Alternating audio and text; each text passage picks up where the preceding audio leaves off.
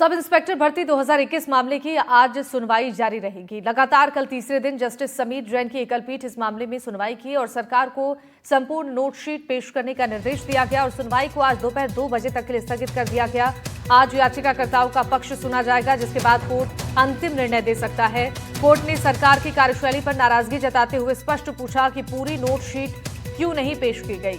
इस मामले में आज अंतिम निर्णय की संभावना है, क्योंकि सरकार का पक्ष सुन लिया गया है और अब याचिकाकर्ताओं की बारी है। उसके बाद कोर्ट अपना अंतिम फैसला सुना सकता है। वहीं संभावना ये भी है कि कोर्ट दोनों पक्षों को सुनने के बाद फिलहाल अपना फैसला सुरक्षित रख ले। सरकार की ओर से एडवोकेट जनरल राजेंद्र प्रसाद ने कहा कि भर्ती में कोई बड़ी अनियमितता नहीं हुई है। जो भी अनियमितताएं मिली हैं उसकी जांच की जा रही है। जिन चयनित उम्मीदवारों पर अनियमितता का पता चला है उन्हें सेवा से हटा दिया गया है। सरकार ने सभी पहलुओं को ध्यान में रखते हुए ये निर्णय लिया है। सरकार का आरोप याचिकाकर्ताओं ने तथ्य छुपाए।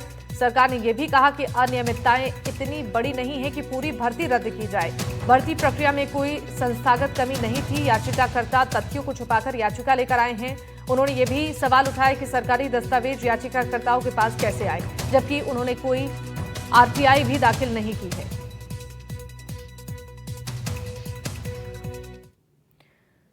फुलेरा रेलवे स्टेशन स्थित प्लेटफॉर्म नंबर 1 के अंतिम छोर पर एक अज्ञात युवती की ट्रेन से कटकर मौत हो गई। युवती का शव शत-विशत अवस्था में मिला, जिससे स्टेशन पर मौजूद यात्रियों और रेलकर्मियों में सनसनी फैल गई। सूचना मिलने पर मौके पर फुलेरा जीआरपी थाना पुलिस ने युवती का शव बरामद किया, जिसका सिर धड़ से अलग था। प्रारंभिक जांच में मृतका की उम्र करीब 20 से 25 साल के बीच बताई जा रही है।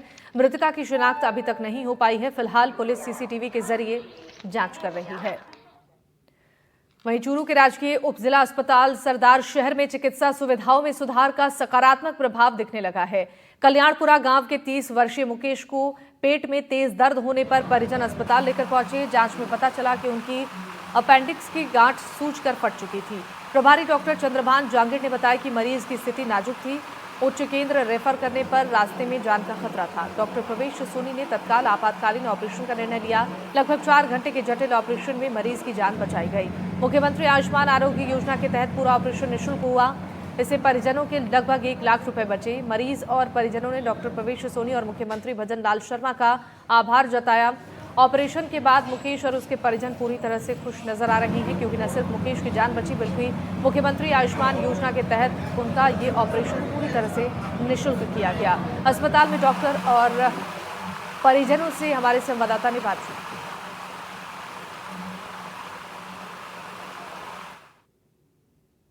चूरू जिले के सरकारी अस्पतालों में भी अब बड़े बड़े इलाज है वो हो रहे हैं। ऐसे में यहाँ पर आने वाले मरीजों के लिए राहत की खबर है। मुकेश है वो पिछले लंबे समय से अपेंडिक्स की समस्या से परेशान था। देर रात उसकी गांठ है वो फट गई, जिसके बाद गंभीर अवस्था में राजकीय अस्पताल लाया गया, जहाँ पर डॉक्टरों ने कड़ी मशक्कत के बाद एक लंबे ऑपरेशन के बाद सफलतापूर्वक है वो मरीज का इलाज कर दिया। हमारे साथ अस्पताल प्रभारी डॉक्टर चंद्रभान जांगिड़ से बात करेंगे। सर, मरीज को क्या परेशानी थी, क्या कहेंगे? बिल्कुल, वैसे तो ये 3-4 दिन से कंप्लेंट बता रहा था, लेकिन एकदम अचानक इसके बहुत भयंकर दर्द हुआ था। तो कल दिन में दिखाया तो डॉक्टर साहब ने सोनोग्राफी कराई, तो उसमें रैप्चर अपेंडिक्स मतलब अपेंडिक्स थी वो फट चुकी थी और एब्सेस भी बन गई थी, काफ़ी एडिजन भी हो गए थे। तो एक सीरियस केस ही था।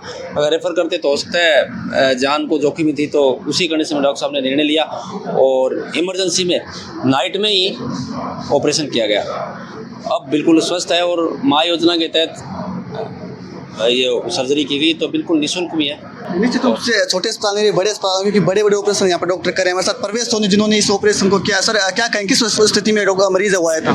मरीज के 4-5 दिन से पेट में दर्द था और कल इसके इन्वेस्टिगेशन वगैरह करवाए तो उसके अंदर अपेंडिसाइटिस आया था। तो हमने इसको तुरंत इवनिंग के अंदर ऑपरेट किया और उसके अंदर अपेंडिस जो थी रप्चर थी और चिपकी हुई थी। थोड़ा जटिल ऑपरेशन था, उसको किया है और अभी मरीज स्टेबल है। निश्चित रूप से जिले के अस्पतालों की बात करते हैं, पर बड़े बड़े ऑपरेशन है वो हो रहे हैं। डॉक्टर साहब, सफल ऑपरेशन हुआ है, क्या कहेंगे? अब ऐसी बात नहीं रही कि सरदार शहर में जो उप जिला अस्पताल है उसमें कोई भी ऑपरेशन या नहीं हो।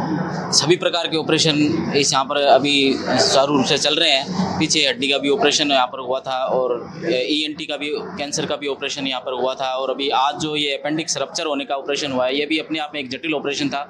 मरीज को भर्ती करने पर इसकी जान को खतरा हो सकता था। तो प्रवेश जी ने जो है संज्ञान लेकर के उसको शाम को ही कि बिना किसी औपचारिकता के इसको ऑपरेशन को अंजाम दिया और इन्होंने मरीज़ की जान बचाई है। निश्चित रूप से शहर के छोटे अस्पताल हैं वो भी अब बड़े बड़े ऑपरेशन करके कीर्तिमान है वो गढ़ रहे हैं। यहाँ पर कैंसर जैसे बड़े समस्याओं के भी इलाज हैं वो यहाँ पर हो रहे हैं, तो ऐसे में मरीजों को है वो राहत है वो इन अस्पतालों में मिल रही है। NDTV के लिए चूरू के सरदार शहर से गजेंद्र सिंह।